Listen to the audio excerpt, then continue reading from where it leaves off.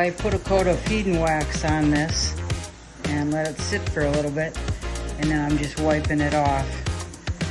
So it's gonna make this thing much nicer than it was.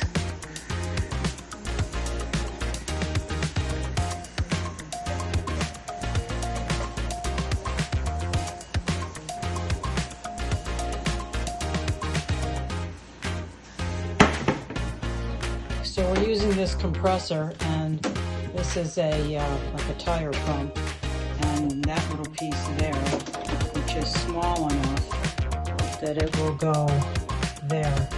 And I'll go like that, and I'll put a towel around it and push up on it without pushing on this, to try to push the air through and winterize.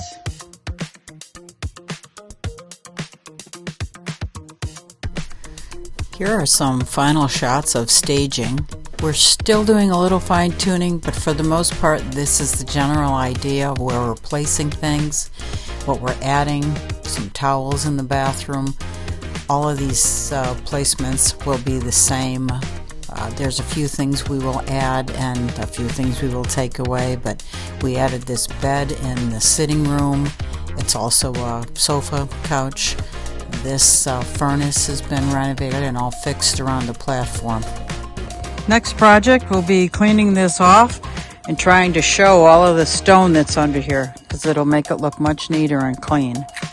And also into the back here, there's stone all along this area, all the way down here. I blew some of this off already, but this stuff over here, this dark stuff, that is all leaves that have been sitting here for years and years that are mulched down. I might even try and pull up this stump. That's pretty well invested, that thing. But the way to really keep a house nice and clean is to remove all of this stuff, all of these leaves, all of this heavy debris from the side of the house, like I think the first owners had done. And we will be doing that too. We did have our guy come by and cut all of this back to open it up so the house could not only breathe, but also not be inundated by leaves and too much moisture. Eventually, I think I've mentioned in the past that I'm going to be power washing this come spring.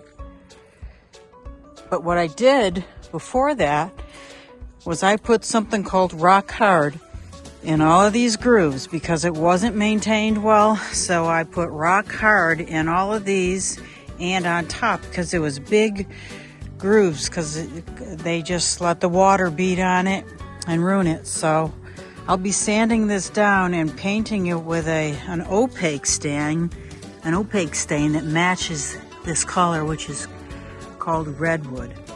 So once I power wash this, what I'll be doing is going over it with the semi-transparent stain, and up here with a solid opaque stain. And this stuff is rock hard. So I'll sand it first, but I did it all along the top of the deck here.